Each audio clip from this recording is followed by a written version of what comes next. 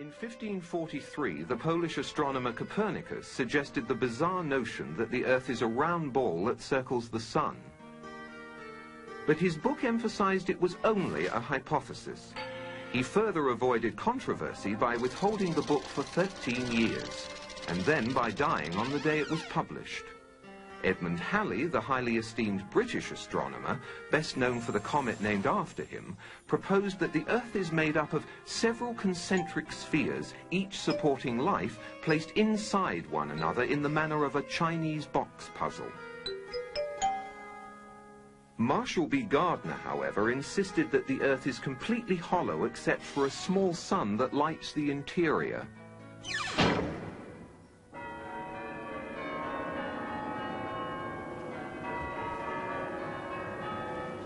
The argument, for all practical purposes, came to an end when the Church of England was established by law during the 16th century.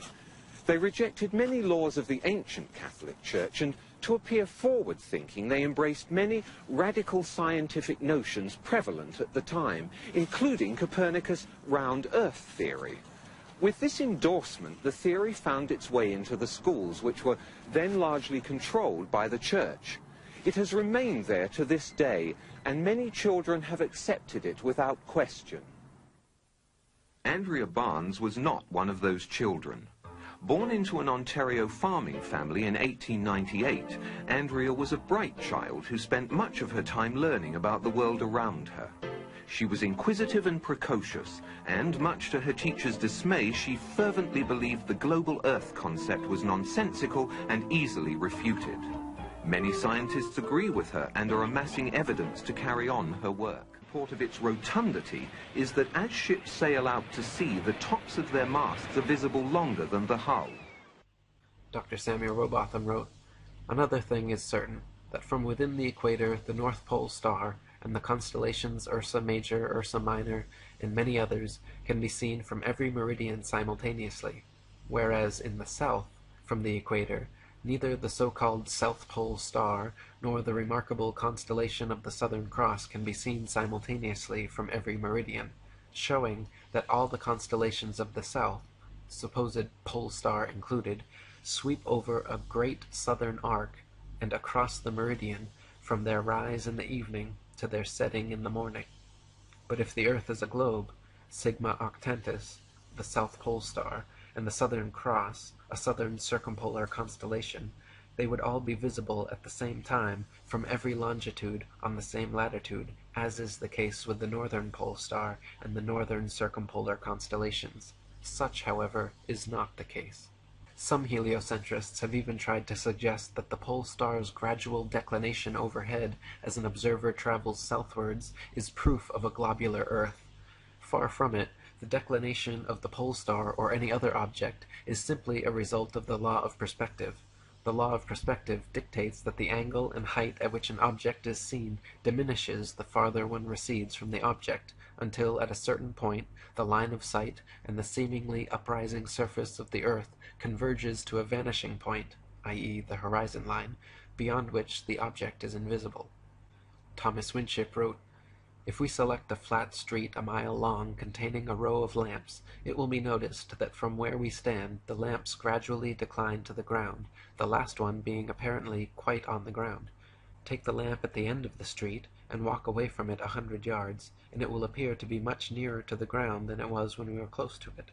Keep on walking away from it, and it will appear to be gradually depressed until it is last seen on the ground and then disappears." Now, according to the astronomers, the whole mile was only depressed about 8 inches from one end to the other, so that this 8 inches could not account for the enormous depression of the light as we recede from it.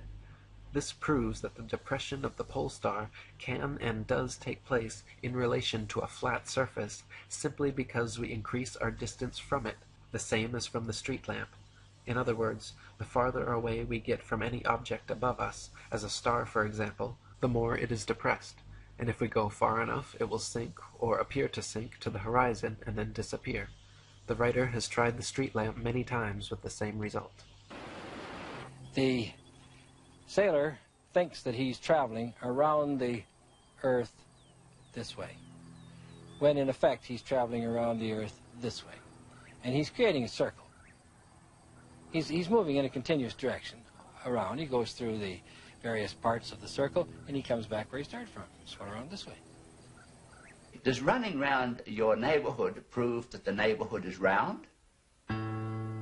By the time Andrea was in her teens, her brother Andy had already decided to go into the transportation business, and many of her friends had turned to nursing as a vocation.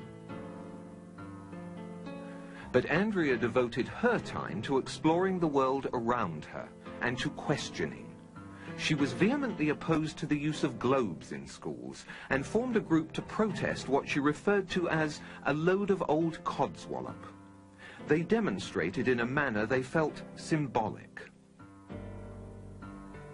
But Andrea soon realized the only way people would listen was if she made a trip to the edge and brought back proof. And so, on her 16th birthday, she set off across the snowy deserts of Antarctica with little more than a borrowed pair of skis. However, like Marcella some 300 years earlier, she was unprepared for the harsh conditions and was soon forced to turn back. She tried to raise money for a larger expedition, but her cause was overshadowed by the outbreak of World War I, and it became more important to worry about maintaining one's stake in the world than arguing over its shape.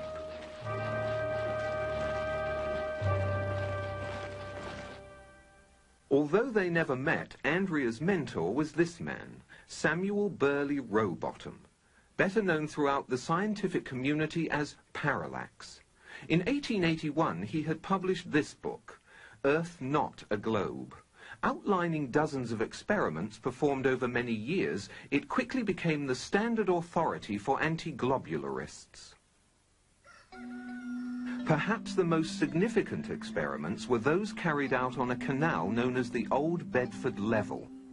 Located in Cambridgeshire, England, the canal is perfectly straight over an uninterrupted 6-mile stretch. While there, Parallax conducted many experiments, all towards one conclusion, to prove that the surface of the water in the canal was indeed perfectly flat. In one experiment, a boat carrying a flag rowed from one bridge to another 6 miles away. An observer with a telescope placed 8 inches above the surface of the water found that the flag and the boat were distinctly visible throughout the entire distance. If the Earth is a sphere with a circumference of 25,000 miles, then over a distance of 6 miles, the second bridge should mathematically be 16 feet below the observer's eye line. But in spite of the mathematical evidence, any further attempts to restore belief in the flat Earth seem doomed by one of the supposed great moments in modern scientific achievement.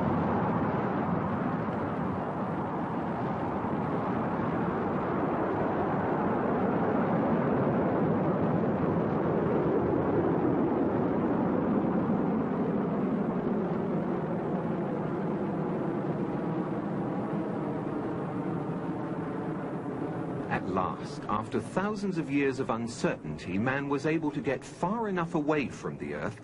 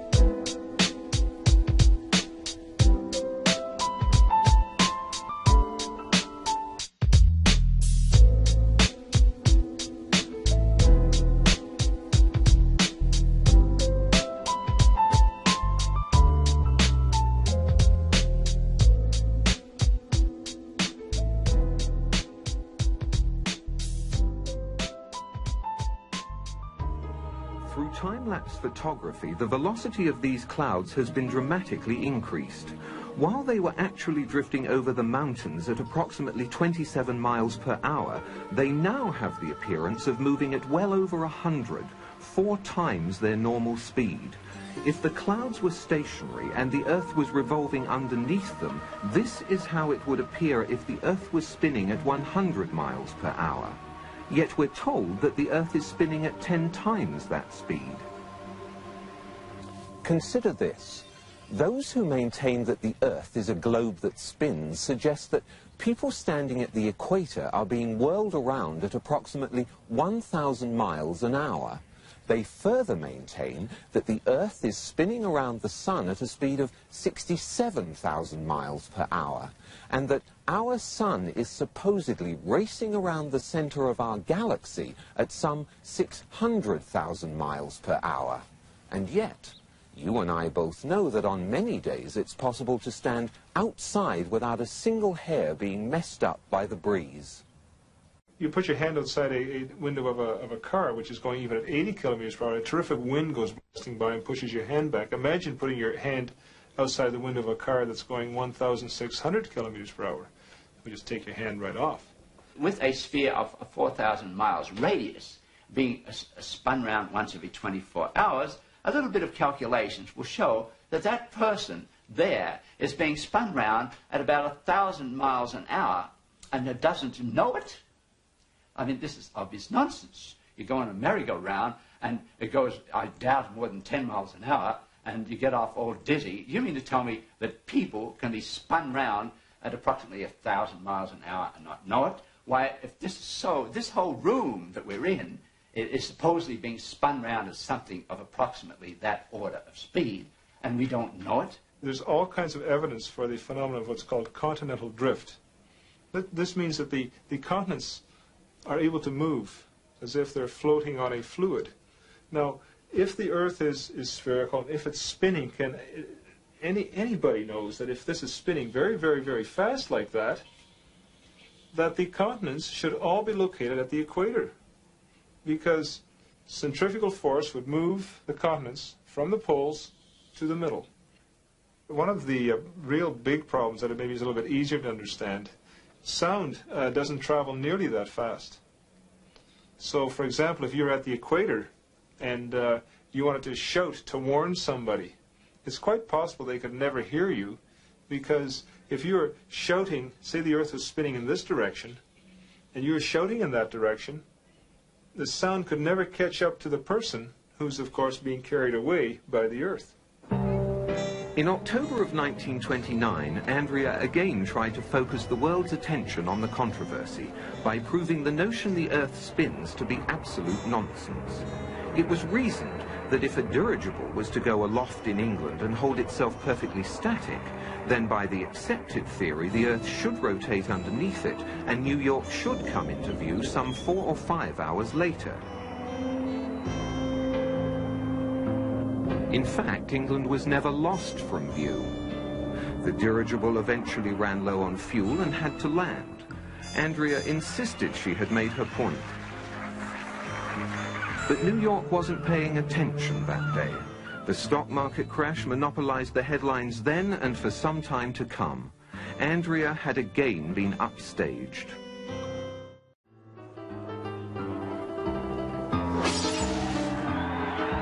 By November of 1938, Andrea was prepared for her second attempt to reach the edge. A consortium of financiers were providing her with a plane and a large enough crew to make a legitimate go of it. And so, once again, an optimistic Andrea found herself in Antarctica. And once again, fate was against her. A freak spring blizzard took them by surprise. They were unable to leave base camp, much less make a trip to the edge.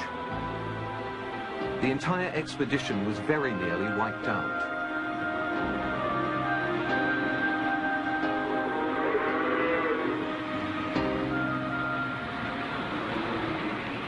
That was the last attempt Andrea made until 23 years later, when she set off alone by snowmobile in 1961. Until recently, that was the end of the story.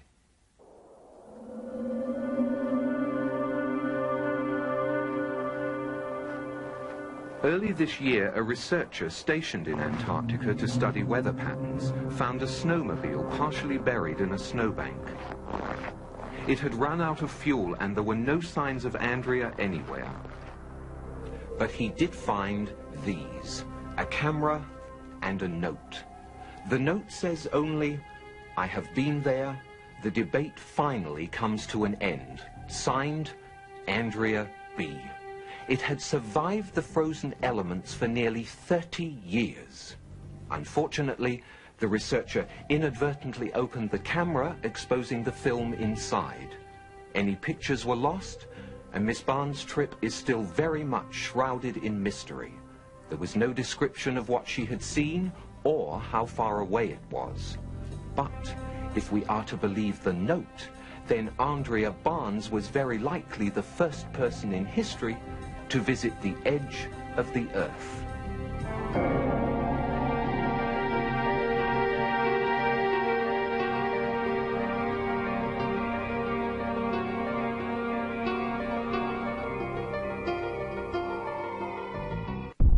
They are terrified for the secret to get out. They have been using climate change. They have been using Big Bang, evolution. We are special. We have been created in an enclosed system. All of their lies all lead back. Follow all the conspiracies, follow all the lies of the elite, the media, the scientism, religion of today. Not wanting to debate, saying that things are fact. Indeed, we understand they are not. Why would they hide it? Could it be true? The Earth is not what you've been told? Didn't we all spin that globe in kindergarten? Grade 1? From an early age we were taught, we were indoctrinated into the world system. The lies continue. We need to address these. Understand that this world you call home is not what you've been led to believe. Created us in an enclosed system. There's no danger of climate change. There's no danger of global warming. All these things are made up to enslave the population, to create carbon tax. Wake up. It's time to understand the flat earth truth.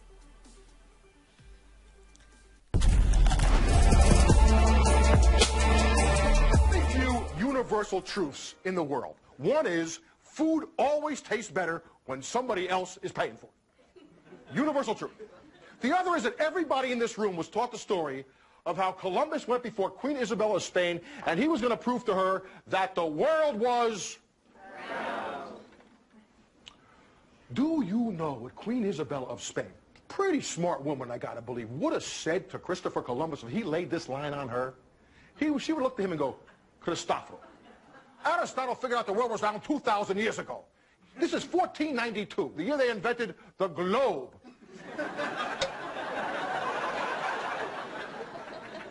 So this world is round story is 100% bullshit. It's total fiction. Yet how did our grandparents learn this? We learned this. Our grandchildren are probably going to learn this. How come? Because history is pop culture. So now, Washington Irving is America's first internationally known author. He has got a worldwide audience. So he wants to write a worldwide bestseller. And what does he come up with? The Life and Voyages of Christopher Columbus.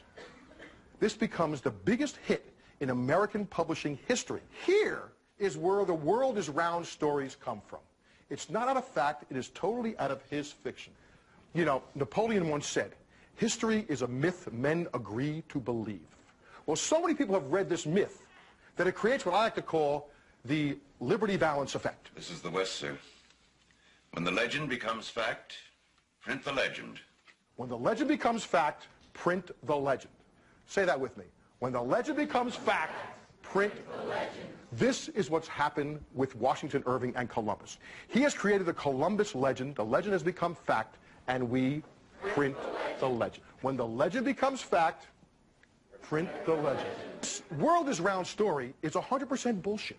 It's total fiction. It's not out of fact. It is totally out of his fiction. Pop culture is history. This world is round story is 100% bullshit.